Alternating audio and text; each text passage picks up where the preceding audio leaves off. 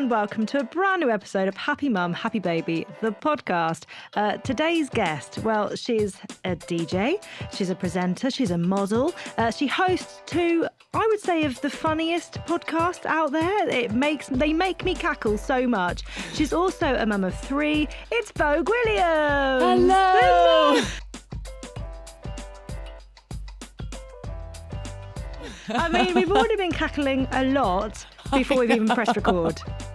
I'm actually really excited for this. I've really wanted to come on this one. Well done, by the way. Oh, Does thank you. so well. Oh, thank you it's very, a good very one. much. Well done on the decor behind you, by the way. I mean, this is I know. audio, but you have the most gorgeous looking bunk beds behind you. I do, yeah. That's a We've very had clean kids' room, Vogue. It's not. To be honest with you, I brought the ball pit back out. That was a large mistake. I don't know why I do it. And I'm like, that's it. The ball pit's going. The ball pit's going back. And I don't throw it away. But I was like, Otto would love the ball pit. And they just, honestly, is it not the most annoying toy in the world? It's just trying to keep the balls in. If anything, it's more activity for the mum and the dad, whoever's looking after them. I It's, know, how many yeah, balls can you exactly. get back in the ball pit? You know. If you want to start your fitness journey, get a ball pit. How are you? How's life? How old are all the kids now? So Otto just turned 9 months yesterday. Oh. I know, he's so sweet, and he's finally slept through the night. I thought it would, and you're like, it's not going to happen. He's going to be 2 and he won't. So he is currently my favourite child. She's 2 and he is 4. Oh, I mean, they're compact in age, Vogue. How you look so fresh and wonderful and awake, I don't know. I have do you know what? If I ever post with no makeup on, people are like, please tell me what concealer you use, because my eyes are so black. Even my eyelids are black now. So I don't usually look like this without makeup. And I've got a light on me. That's why I look glowy. And honesty is key. But I also love the fact that when people see you without makeup, they're like, oh my God, please tell us. Like, seriously, what's your secret? That looks amazing. I'm like, I know. How do you cover that up? Honestly, I get hundreds of messages about it. So I will divulge that secret soon. Amazing. Vogue, where did you grow up? How was your childhood? I actually grew up, I started off in Portmarnock. I was there till I was 7, and then my mum had met my stepdad. So my parents divorced, I think, when I was about 5. I never was one of those divorced kids, though, that was like, I kind of loved it. Because, Really? yeah, my dad used to spoil me rotten. And then I'd get more stuff off my mom. So I was thrilled with myself. And it was a great way in my teenage years to sneak off to things that my parents wouldn't let me do. So my mum and my stepdad wouldn't let me do certain things. I'm like, I'm going to stay with my dad. And then off I'd go to wherever I wanted to go. Were you an only child? No, I have an older brother, Frederick. I have an older sister, Amber. I have and an older sister, Alison. Sorry, she's my half sister. Right. And then I've got a younger brother, Alexander. So there's lots of you. I know. And Alexander and Amber currently live with me in London. So Spencer's having a great time. It's extra help. It totally is. Of course it is. Yeah. But that's interesting, isn't it? That you both come from relatively big families. Yeah. We both do. That's why I think even Spenny now, I don't know for having 4, to be honest. 3 is very exhausting, as you know yourself. But we always wanted a big family. And I think that's why we flew through it so quick, because I was like, I just had it in my mind. I get these things in my head and I'm like, I don't really want to be pregnant when I'm 40. I find it really difficult. I find being pregnant really, really tough. And I was like, so just in case I want to have 4, I'll go bam, bam, bam. And going bam, bam, bam was very difficult. Well, so now you've done bum, but are you going bum? No, I'm going not sure. I'll decide next year, possibly. I mean, that's the thing. But we get these numbers in our heads, don't we? And we just think that that's what we've got to, because we put it out there, that's what we've got to get I to. know. Did you always say 3? Yeah, I did. Yeah. Yeah. 3 is quite a nice number as well. And we've got this car seat, because people are like, you have to change your car at 3. But we got this car seat and it fits 3 across in a normal car. So I'm like, I don't want to get a bigger car. Is it the But we'll see. Multi-Mac? Yes. Yeah, Have they're you heard very, of very them? good. Yeah, and Do it's you a have small one? company. No, we haven't actually because we ended up changing our car. But yeah, the Multimac it's a game changer for a lot of people. I know, and do you know what? Adults can sit in them too. I haven't figured that out yet. But and supposedly they do 4 across. And it's kind of fascinating though, isn't it? Yeah, yeah, Because you like can't fit technology. 3 car seats. No, you can't. just can't. Yeah, and I think every No. single parent has tried that. Every parent of 3 has tried that trick, and you just simply can't. No, not unless. Well, when we were younger, one of us just got flung in the boot. Let's be honest. I don't remember. I don't even know when car seats became a thing. Like I asked my mum and dad Yeah. now, and they're like, "Oh, I don't know." No, I remember lying across the back window when I was younger. Like honestly, everyone was just kind of flung in. It was just that kind of thing. It's so funny. Oh, so know. like when you were younger, did you like think that you would love to be a mum when you grew up? I was always obsessed with dolls. So I actually had dolls till I was 11, I think. I had a baby born and I had everything to go with the baby born. And like things I'd ask for Christmas would be an ironing board and I wanted like a pretend washing machine. And I always wanted to look after my dolls. And then my little brother was born so much later than me. So I was 9. Right. And I had an absolute fit when I heard he was going to be born because I wasn't going to be the youngest anymore. And then my mom was like, but you'll have all the clothes for your doll. Oh. And I thought, but I'll have a new doll. And so I used to like drag my little brother around everywhere with me. Again, I was allowed to do that when I was 12. I'd bring him into town and everything. I don't know how my Really? mom let me do that. It's so funny. It's so funny though. And you look back at things like that and you're like, how? Because we wouldn't do. Oh, there's so many things that we just simply wouldn't do with our kids that we were allowed to do. No, not at all. But yeah, off I was traipsing into town with my little brother in a buggy. And I don't even know why I wanted to do it. I always loved looking after him. So I think it's always been in me to want to have children. I know people decide later in life if they want to have them or not, but I feel like I always had that in me. Yeah. And then fast forward to meeting Spencer then. And did you have that chat early on that you wanted kids? Or was that just kind of like a leave it a little bit and let's see how this goes? Yeah, well, I mean, when you think about it, we moved quite fast. And I think that both of us really wanted kids. And I think it's just something that you organically talk about. It doesn't have to be in a weird way, like, hey, like, so do you think we'll have kids? I know it's a bit early, like, but will we eventually? But I don't know how it even came up, but we did end up getting pregnant quite quick. Like, I think was it a year and a half, 2 years? I can't remember dates. So far, it was something like that, something mad early. But I think when you know, you know. Yeah, and at that point, had you started thinking, "Oh, we want to start a family"? Was it a surprise, or was it something that you'd already started planning for? No, we had planned to have Theodore, and we've planned them all. But I think because I was 32 when we met, or no, I was 32 when we had T, so I would have been like 31 when we met. And I don't know, maybe it's the way the world is. Like, I felt like my body clock was ticking. Yeah. And actually it wasn't ticking. And I think that, I don't know, the pressure of being like, oh God, I can't have kids for that long. Actually, it was a bit silly, and I don't think that I needed to do that. But that's, I think, how we felt at that time. Like, I thought I was old and battered at 32. No. What? It's so funny. It's only that I think when I look back and look at photos of when I was 30, 31, 32 and go, what was I thinking?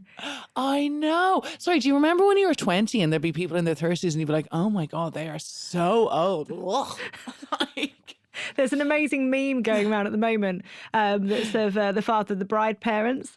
And they say, it says that the funniest thing is that in 1985 or whatever, these two were meant to be 45. I'm like, that's not that far away from where we are now, but they look like grandparents. You know, they look so old. They do look old, but did you ever see that thing about men on Blind Date years ago? You remember the show Blind Date? And like these 24-year-old men look like they're about 50. It's mental. I was like, well, they have had a hard life, but everybody just looked older. I don't know what it is. Maybe it's because we've got such nice creams and stuff. That's very, very true. Yeah. Very true. Can you remember finding out you were pregnant the first time round? Oh, God, do I remember? That's terrible if I don't. You've had 3 in close I succession, know. like your memory and everything. It all blurs into one. Once you've had 3, come on, Vogue. I know it kind of does. And I remember Otto because I remember hiding that from Spen, and I Did was away you? filming. Yeah, I was away because I was away and I wanted him to be with me when I told him. Yeah. So I was away filming. I'm terrible at holding secrets as well. With T, what was it? Oh, with T, I remember we were in this house in the toilet, and I'd left the pregnancy test out, and because it had been a few months, and then Spenny was like, "Oh, you're pregnant," but he said it really just like, and I was like, "That is not funny to lie about something like that. That is not funny," because like we'd had a few like not pregnants, and it turned out I was, so we were thrilled. Yeah. I also love that that's how he sort of Yeah, you're responded to it, Yeah. as well. Even if he thought you had seen it, oh, Yeah, you're pregnant. He's like permanently relaxed, Spencer. He's just very chilled out about everything, including that. I said to him, I was like, when we were in the real depths of 3 kids, I was like, imagine I got pregnant now. What would you do? He's like, oh, well, we'd have to deal with it. I'm like, we'd have to deal with this. We'd be moving your parents in. Do you think that's how you two are then? Is that your dynamic, that you're a little bit more, more of a worrier and he's quite chilled out? He's very chilled out. I'm like super organized, definitely more of a worrier. I worry about stupid things, but I actually think that's linked to like anxiety, and he definitely doesn't have any kind of anxiety, but I would worry about things that would never happen. So yeah, I take on that role. And I'm kind of the bad cop as well, a little bit. Really? He's a serial briber. He's like, if you come here and give Danny a hug and I'll give you a sweet. And I'm like, stop saying that. They're not having any more sweets.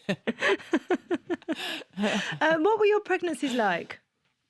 My pregnancies, I have to say, were very hard. I was sick till the very last day with Gigi and Otto. So I remember waking up the next day after giving birth. And I think that's why people are always like, because I felt amazing. But Really? And I know a lot of people don't feel amazing, but that was the first time I had woken up and hadn't felt sick. And just, I was like, oh my God. And you don't realize how awful you felt until you feel normal again. So the day after giving birth, waking up and being like, oh, I don't need one of those tablets. And you just feel, it's so lovely to not feel sick. Yeah. And isn't it crazy though that your body, as soon as your baby is in the world, your body just lets up and just goes, all right, you're done now. Yeah. Yeah, you don't need to feel sick anymore. It is really amazing. And I know some people, I always used to be like, what? People would be like, I adore being pregnant. I adore the process of giving birth. So I would rather like give birth 10 times and not ever be pregnant. Really? And just do the end bit. Well, Yeah. it's really interesting because I saw you towards the end of your pregnancy with Otto, and yeah, you just looked like you were like, gliding your way through it in a really like easy and chilled way. Oh, I had a terrible waddle at that stage. No, I definitely wasn't. Sure, I'd go back to the hotel because we were in Disneyland, and I had tea and Gigi, and Spenny had to work the first day, and I thought, oh my God, I cannot do this on my own again. So I had like 2 baths a day while we were there because it was just like it's a lot when you're pregnant with 2 kids. Was that just so you could get a bit of time on your own in the bath? Yeah, I should have been alone in the bath for the whole day. I didn't want to miss out, but. Yeah, I mean, I'm not a great pregnant person, and I hate to be a whinger, and I'd say I was pretty whingy and tough to be around at times. I can admit that.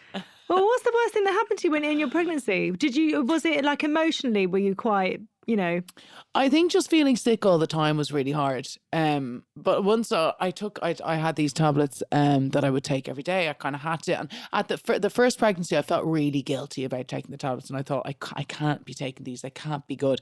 Even though my doctor was like, they're perfectly fine for your pregnancy, but you just automatically think I shouldn't be taking anything. You're so careful of what you eat and what you drink, and as the pregnancies go on, you kind of get more relaxed. And it's the same when babies arrive. It's like you drop a dummy on the ground. It's like, oh no, it's fine. It's fine. Third baby, it's fine. The first baby, it's like, where's the sterilizer? So it's so true. Third baby, I was like, run it under a tap. It's fine, or put it in your own mouth. What our parents would have done when we were young. Yeah, I used to have a little sterilizer box, a tiny one that I'd put teas in, and I'm like, what was I doing? In the mouth, it's fine. But that's what happens. You get more relaxed as you go on. Yeah, you definitely do. Let's talk birth then. Because were you excited about the process before you actually had given birth, like before tea, or No. no? Because I feel like everyone terrifies you about Yeah, birth. they do. And I mean, birth can be really, really difficult for some people, but some people are okay.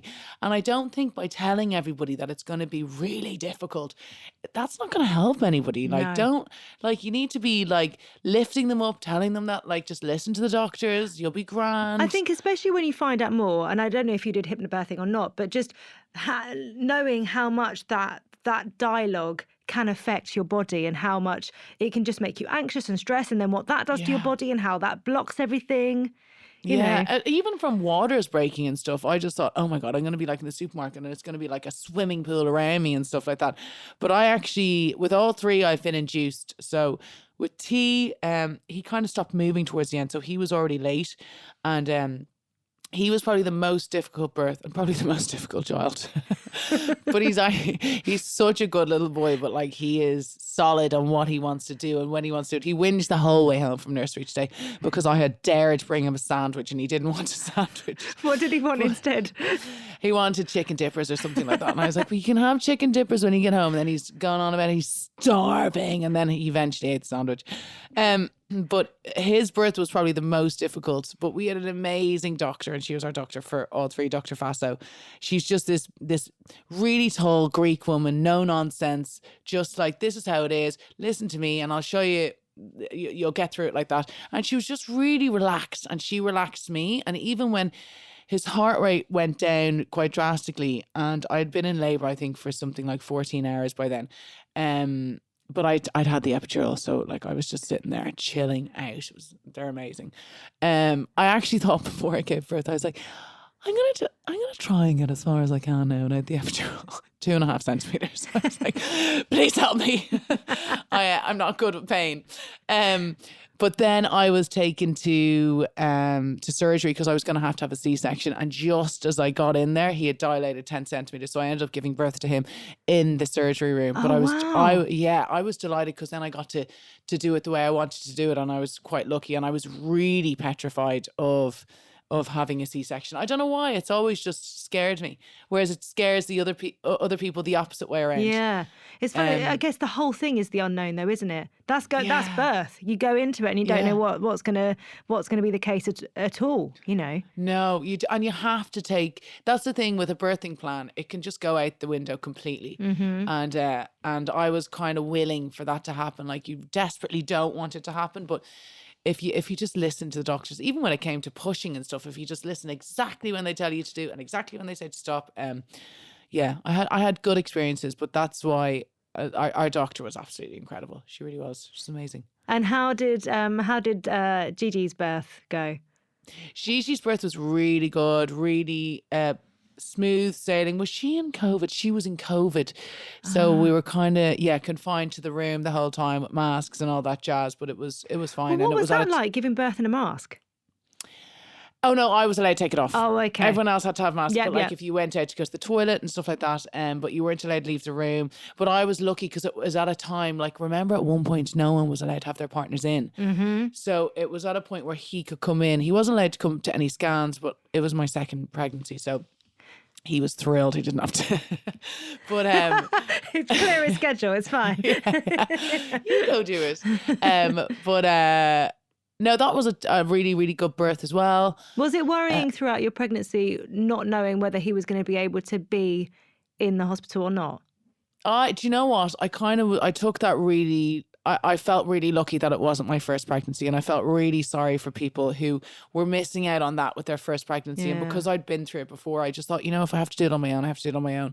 This is my second pregnancy. Like, this is happening to people who haven't given birth before. So that didn't really bother me too much, but we were lucky in the timing because she was like the end of July, so it was just about when we were able to do that. And then Otto was the dream as well. He was very, like, that was the fastest birth, and I remember, like, they were like prepping my room to go down to out of the birthing suite, and they were taking ages, and I literally just stood up and I just walked down to the room myself with Otto. I was like, it was a really good birth, that one.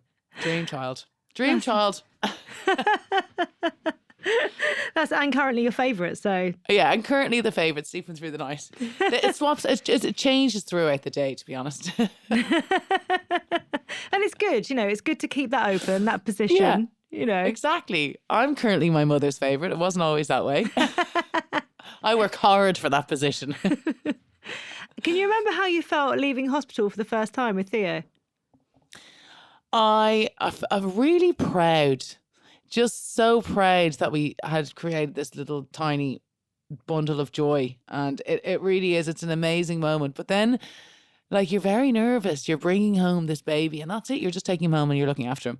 Yeah. And that was kind of, there was parts of me that were like scared of the unknown. But like I did feel quite confident. And my mum was great and Spenny's mum was great. They were really, really helpful at the start. And they still are now. But I think that like whenever I needed advice on anything, the two of them had raised 7 kids between them. So they were literally my perfect sounding board for advice. So as nervous as I was, I kind of relished every moment of it. Do you think having your younger brother helped in some way as well? Because most people don't know what it's like having a newborn around. Yeah, I think so. Yeah, because I'd kind of looked after him so much as well.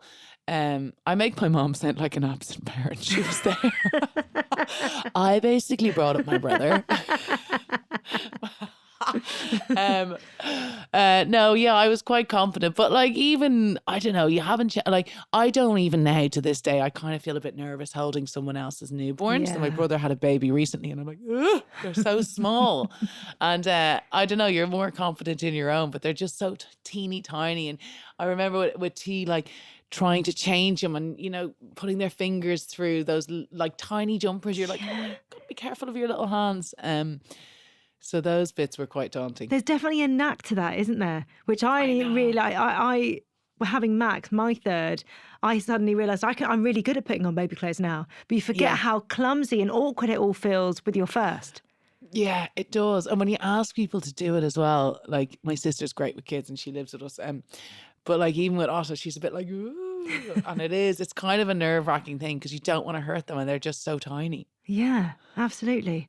What has your recovery been like each time? I've been very lucky. I think, yeah, my pregnancies were really difficult, but my births and recovery have been quite good. I'm all for, if you can. This is what I always say about getting somebody for like a baby shower present. Like loads of people would get you like a nice manicure or something like that.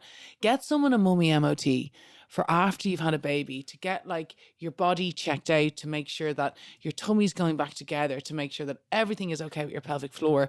That is a really solid present and something that you wouldn't think of. And it is expensive. So it's a nice gift if you all pull together and that's what you get your pal who's pregnant. Because I was really like rigid with that, and like I did all those squeezy apps. Do you remember the squeezy app? Yeah. Oh, the squeezy app. We should still be doing it now. I mean, if you're not doing it right now, can you even talk about it without trying to squeeze one? It's good for you. Keep going. I was kind of religious with that though, and then I went on this.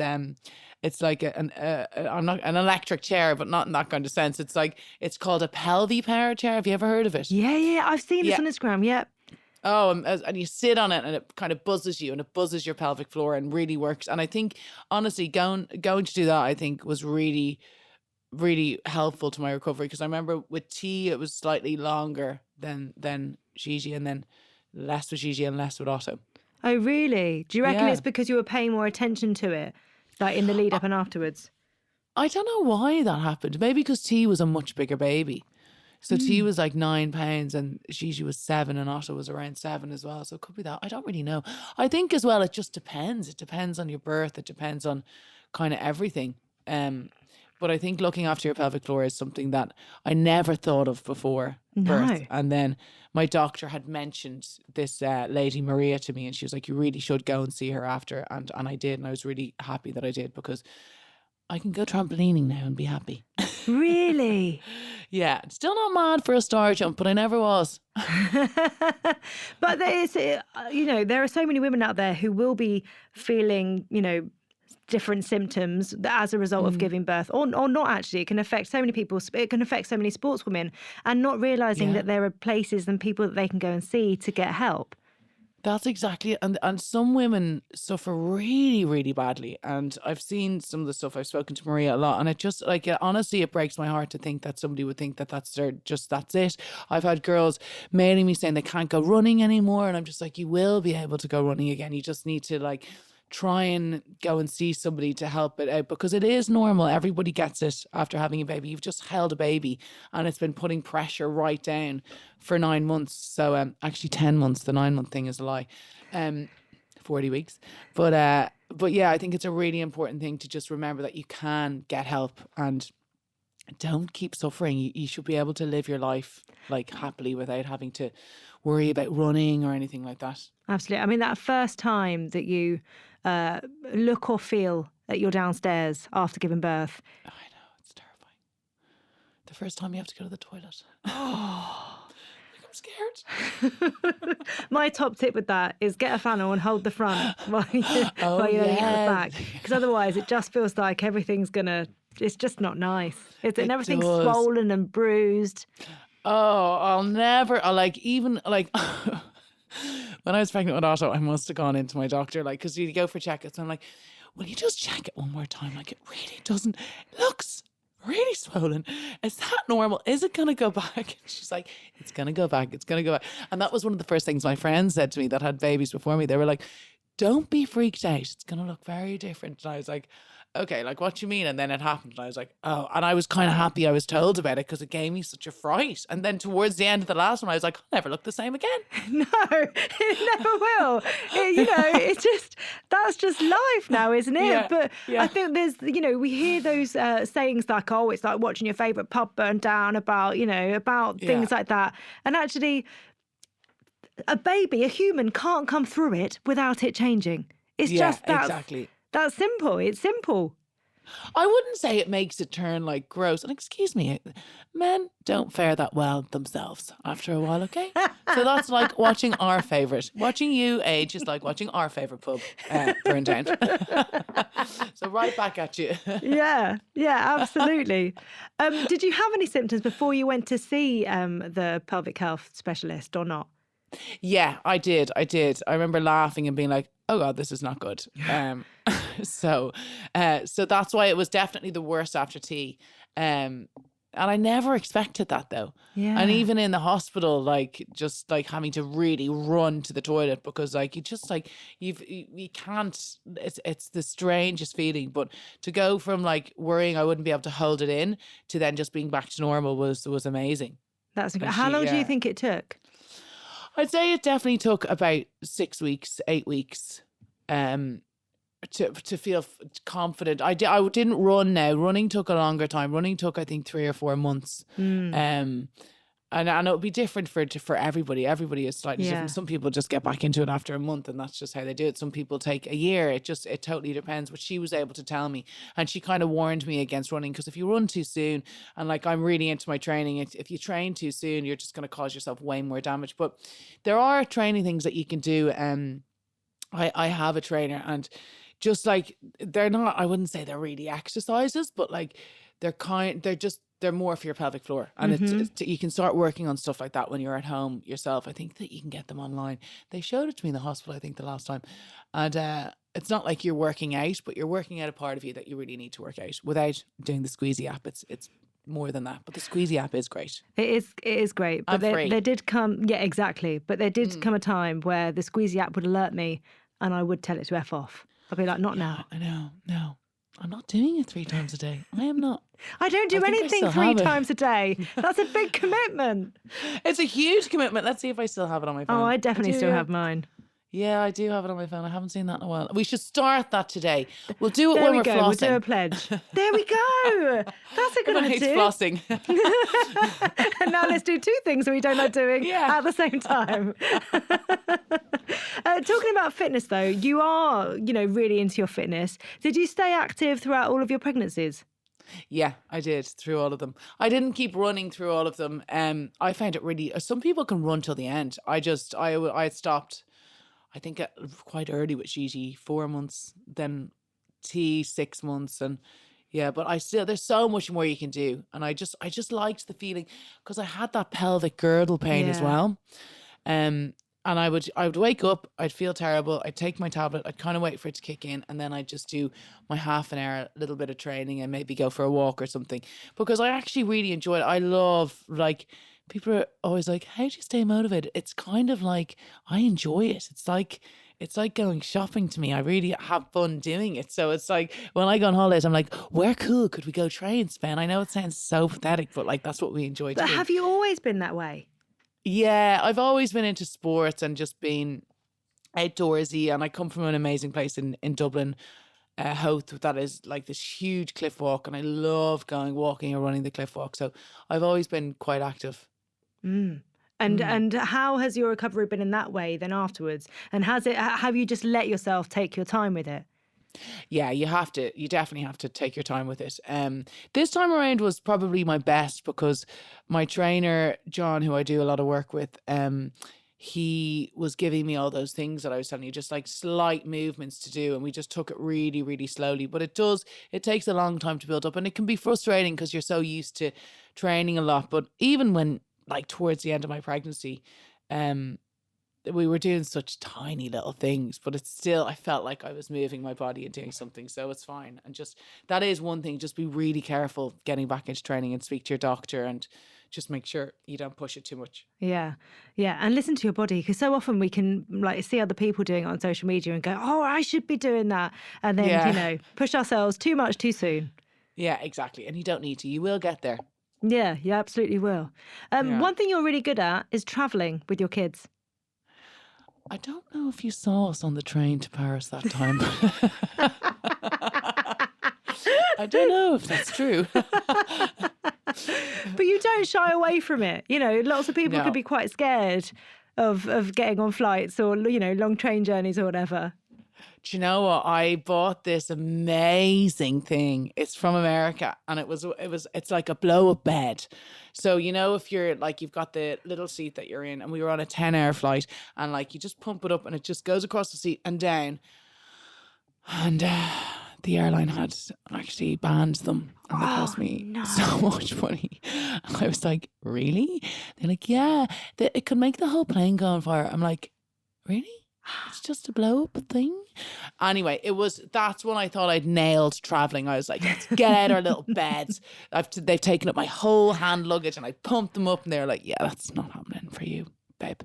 So that was an ultimate waste of money. Great product though, but just, I think they're for America. Yeah, a good lesson, because I've heard of another thing as well that's, out there that, again, the same thing, making flights easier, turning seats into beds, and, check the airlines. And even if they say that they're fine with the airlines, double check with the actual airline that they're going to let them on. I know. And they did say it was fine with that airline. And I'm like, yeah, it wasn't fine with that airline. So anyway, you live and you learn. I just find traveling, I love travel because I go back and forth to Dublin so much. And even when T was small, I'd always book a flight around his nap time, so he'd hopefully fall asleep. And I just find snacks.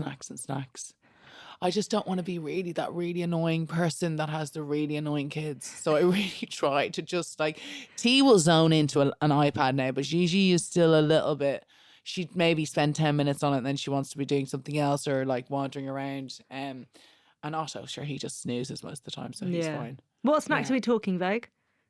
Snacks, they love a Ritz cracker, and I love a Ritz cracker. They're good. Yeah, I know they're not that healthy. But I think when it comes to flying, maybe healthy snacks aren't the best way forward. Not always. No, you don't want to fill them with sugar, but at the same time, something that's a bit more fun.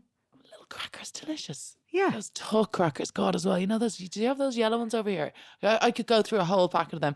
What are those fruit things that they love? Oh, the yo-yos. They're always harassing me for a yo-yo. They love a yo-yo. And I feel like they're not that bad. No. And then like melty buttons, and like Kiddylicious do good ones, and Organics do good ones. Try to keep a kiddie base. You know when they see a packet of your crisps, they're like, I want those. Yeah. Or any airplane snacks, and they're just like, anything those. You're having, they want. Yeah. So we try to do fruit, and then it's just always sandwiches on the plane. It's easier. I always bring food with me because I just think it's safer than trying to get them to eat something on the plane, because they usually won't. Yeah.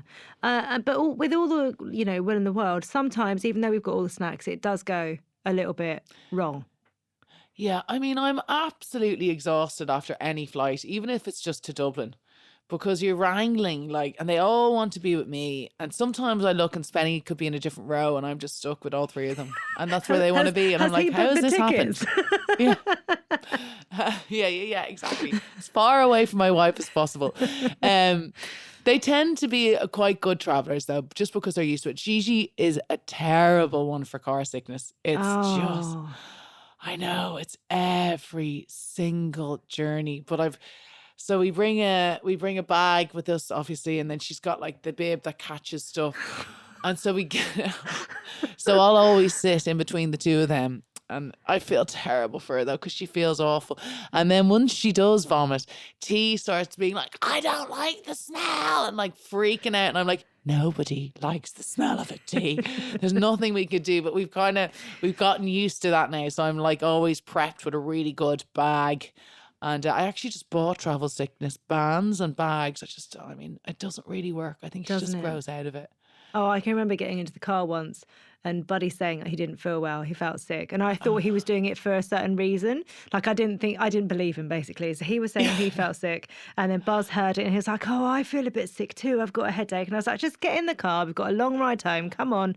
And then we'd stopped off for dinner quickly that we were just going to pick up and eat in the car on the way home. And Buddy was like, I'm going to be sick. We opened the door and he was sick at the outside the car.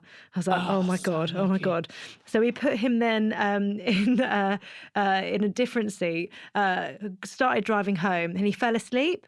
He woke up Yeah. half an hour later, being sick again. He was sick, completely down himself at that point. So we stopped at the service station, stripped him off. I bought wipes, like plastic bags, and something else. I think some stuff to clean the car. Got everyone back in. Buzz was still saying he felt sick. So this time I sat next to him in the car, but I had one of the little carrier bags. So he literally, it was the most neatest sick child I've ever seen. It was like, I feel sick straight in the bag, tied it up. Like, you know, when you go to a fair and you get a fish, like in the old days, you used to get a fish, you got a fish. It was like that, but just a whole bag of sick. It's just, honestly, you can't get the smell of sick out of a car. No, you can't. It's so hard. It's worse than milk, honestly. Every single journey, I think that's why I feel frazzled. It's more the journey to the airport that gets me. Really? Yeah. And she's sick a lot as well then? All the time. No. So I'm always in the middle. I'm always holding a bag of vomit at the end. And I stink of it then because my hands are covered in it just from wiping her and stuff. And yeah, I forgot about that. That's the worst part of traveling. And that's before you've even got on a plane. Yeah, I know. Always have spare clothes. I always have that, yeah. How do you deal with the judgment from others if it does go wrong?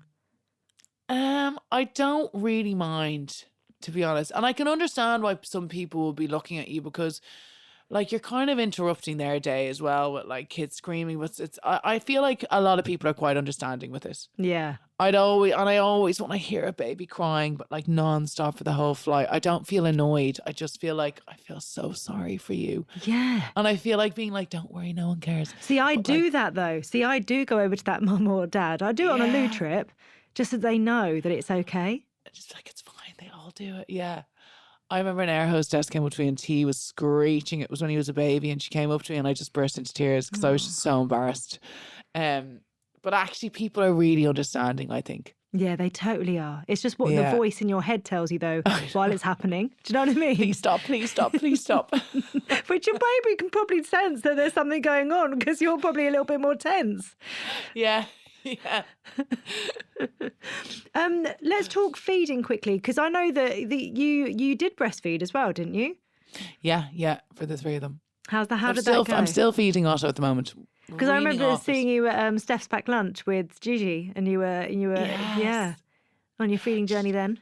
I know. Yeah, I feel like people make it easier for you now. Like certainly my employers have made it easier. My employers even made it easy when I was literally about 3 weeks away from giving birth to Otto, and I was doing a show for E4 called Send Nudes, and like Channel 4 were just so nice about it. And they're like, are you sure you want to do this? Like, and they just made all arrangements in the studio for me to make it easier. And like, they were just so nice about it. And I feel like even being a breastfeeding mom, people make it like easier for you, and they understand it. And I mean, I'm lucky I don't work in an office. I don't know how it works in an office, but like pumping a lot is very time consuming, and it's like it's tiring, and but if I just felt like I really wanted to do it, and like, do you know what, it worked for me with them. I always thought if T struggles with it because he was the first, I'm not going to push it. I'm not going to put that extra pressure on myself. But I do feel like people put pressure on you to breastfeed. I put the biggest pressure for me was me on myself, because I'd said that I would do it to myself as well. I hadn't even said it out loud to anyone else. Yeah. But because I had this thing in my head that I did, that pressure came from me. Yeah. And it is. Did you do it? Yeah. And the first 3 months were really, really hard. Really hard. Like, because, you know, your boobs don't know what they're doing so yet. long. Yes. The start, it's like you're sitting there for over an hour. And like, when you think about it, that's a new mom who's already wrecked. Your emotions are all over the place. And then you're feeding every 3 hours, but like an hour and a bit of that is feeding itself. And then you're back on. It's like, you kind of feel like a milking cow for the first few months. Yeah. And then suddenly it does sort of fall into a rhythm, I think. Yeah, I found it started getting easier around week 8 for me, and then and now it's fine. It's like 4 times a day, and then I pump at night for just a little top up bottle for him, and then that's kind of it. But he does do bits of formula as well. Yeah. Have your feeding journeys been different with all of them? No, they've been all quite similar. So I fed T. No, he was fine. They were all fine. And then I moved them all onto formula because I have no issue with formula. Yeah, it's a great thing. Yeah. I mean, it's incredible. It's like the science is there, you know, and we're not living in places where it's full of sugar. Yeah, exactly. It does taste quite nice, actually. I've tasted and that machine as well. What's it called? The Prep and Prime? Yes. I've just pulled mine back out. I've had it for all 3. It's so handy, isn't it? It is. I only just pulled that out in the last couple of weeks because like we give him porridge, and I was like, let's put formula in this porridge, and it just makes it so much easier, actually. Good invention. Yeah, I mean that is one thing that I found actually with all 3. You know, I've got to the 3rd, and so often I've been like, no, I don't need that because I didn't have it before. But then you find out more about it, and you're like, oh, but that would make my life so much easier. I'm still in it, so I'm still finding new things that were never here before, and I'm like, wow, that's really good. Actually, loads of clever things. Yeah, I can remember it happening with the doona. The doona is literally. The doona.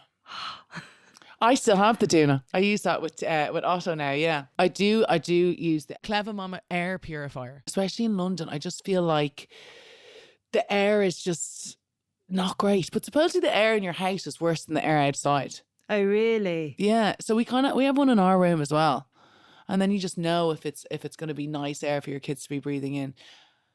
Yeah. There's so many good products. Have you ever? There's another one, right? Especially for people who are just starting to feed their kids. It's like a little fruit. I didn't have it for T. I had it for Gigi and Otto. It's like, it looks like a little finger, and it's a little thing, and you shove fruit in it, and they hold it, and it only lets little tiny bits of the fruit come out so they can eat it. Oh. Yeah, there's loads of clever little bits. Are you a puree person or a baby-led weaning, or a mixture of both? I'm a mix of both. Yeah. Otto eats a lot of what T and Gigi eat. But then I do have his puree. Just, I don't know what it is in me. I just always feel like I'm worried he won't get enough. Yeah. I feel great though. You know, I've just done a batch of it. I've done some muffins. I've done I've enough stuff ready for him now. Because you know, when you start running out, you're like, oh God, it's time consuming doing that kind of stuff. So, I'd say this will probably be the last batch of puree we'll do, because he really is eating just everything that they eat now. How exciting. I love that. I love seeing So babies handy. with food in their hands. It's so delicious. I know, and they just, you know what, even with textures, I watch him and he just wants to squeeze everything and just like feel what everything feels like. But he really loves his food. But I feel like they lull you into a false sense of security, because they all love their food at a certain age, and then it's like up and down. I was with Gigi an hour at the dinner table last night. She just refuses, honestly, unless it's a croissant. She'd eat croissants all day, every day if she could. But so is that your way of tackling it then? It's just kind of like, no, we're eating dinner and we're going to stay here until we're done. Oh, and I felt really bad last night because I'm just like, we're sitting here for an hour with her, and it's just like, you kind of, You feel bad. It's like, I just want to, but I know she'll be starving again later. And if I keep giving her like toast after dinner, she's not going to eat her dinner. So she got through it in the end and it was absolutely delicious. Was No it? offensive. Yeah, it was. Do you know when you cook something, you're like, I know that's delicious. Eat it. I love that. How are you finding the juggle? Because obviously, you know, you're a mum of 3, but you've also got a lot on your plate. You're about to go off on tour with My Therapist Ghosted Me, which, you know, Spencer's not allowed to, I've heard, to go to, I've heard. He's banned. He's not invited now. Yeah, he's not invited. Show him that he'll be banned. So how do you find the juggling? Because do you find like your head's in a million places all at once, or can you compartmentalise when you get to those different things? I'm quite good at it. I feel I always like, obviously the kids come first. So today I wanted to do nursery one. I wanted to collect them because I'm here and I'm able to do it. And then this afternoon after this, I can go and take them to a play place. And I'm kind of present for the whole day. But I know in my mind that in 2 weeks, 3 weeks, I'll be heading over to Ireland. But they're going to come with me the first week when I tour. And then the second week, I might just take Otto. Right. And then depending how that goes, I might just not take him the third week. But it's 4 days and I've never spent 4 days away from them. We have a nanny and she's absolutely amazing. So she will come to Ireland with us. Right. So 2 of the days I have to head in really early because we've got a lot of show prep to do, and then I'll be doing the evenings. But then the other 2 days I'll be like, I won't be leaving the house till 5. So I have the day with them, and whatever work I have to do, I'll do it in the morning, and then I still get time with them in the day. So without having someone to help us, but people are always really grossed out by the nanny word. I don't know why. it's just another form of childcare. It's so funny, though, isn't it? I know, but people are like, oh God, you've a nanny. But I can't just like hide them backstage while I go out on the stage and just leave them there. Here, mind also for a minute. So without help, I wouldn't be able to do what I'm doing. Yeah. Vogue, if you could write a letter on motherhood, who would it be to, and what would you say?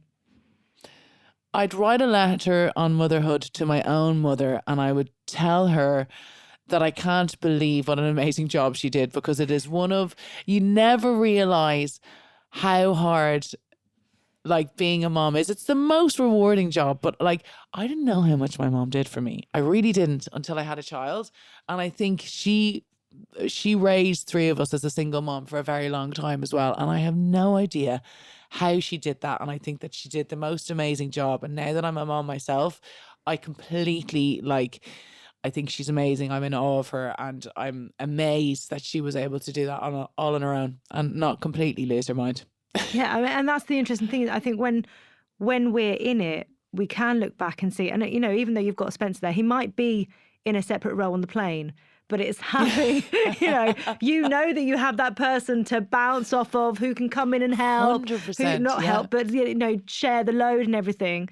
So the fact that she did it on her own, for a long time. And when we were small as well, I just don't know how she did that. Like I would have been 4 or something, and just to have 3 small kids doing that, and she did an amazing job.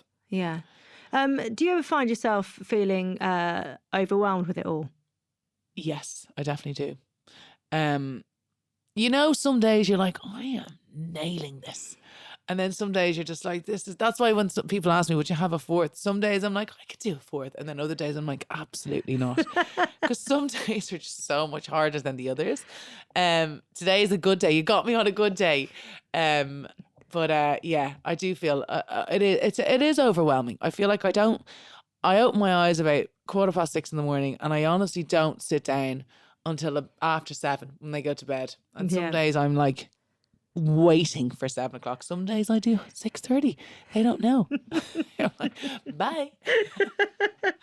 I have a friend who once put her kids down at 4:30 in the afternoon, and they slept through to the next morning. I love her. That's like a day off. Absolute dream. I know. And finally, I end the podcast with you completing 3 sentences. The first one is being a mum means. Oh, being a mom means the best thing in the world to me, really. Does that sentence make sense? Yeah, we'll take it. It's fine. It's okay, good. Thank you. Since having children, Since having children, I have a lot less time for myself. And I'm happy when? I'm happy when I am with all members of my family. I'm happiest when I'm with my family. Yeah, absolutely. And it's the that, best. now they're all so young, but do you look forward to do you look ahead rather to the next chapter and them all being that little bit older? And what that might look like. I love every chapter as it happens, and then That's what I mean. I don't want it to be like, are you looking forward to it? But looking ahead to it, do you look at how that might look and what elements of that are you looking forward to? I think it's really exciting. Like, just even watching T and Gigi's relationship and how they're the best of pals now. I just can't, like, I think about being out for dinner with like our older teenagers and all of them being really great friends, probably killing each other as well, but being really great friends. And like, I'm such good friends with my siblings and I'd love that for them. So that's even why I like having a big family, because like my sister's my best friend. My brother is like, we just all get on so well. And I'd love that for them. And you've lifelong friends in your family, I think. And the flip side of that is thinking about your mum and how proud she must be seeing the bond between you all. It's the same thing. Exactly. She sees it and like, and even like the bond between us and her now, it's so different. You're like enemies for a certain point of your teenage years. And now we're just the best of friends. I speak to my mom almost every day. And yeah, it's so nice. It's a nice spot to be, but you don't want to wish it away. Like, I already missed the newborn face with Otto. I know. It's when you look back at photos. And you're just oh. When someone mails you on Instagram and you see something they've commented on before and it's like, oh my God, T was so small. I love that though. I love having those memories. Vogue, thank you so much. It's been a delight talking to you. So much fun talking to you as well. Thank you. Thank you very much. Go and enjoy Pickup. Pickup? I'm off to Purple Dragon. Oh, enjoy Purple Dragon. Go have fun. I will.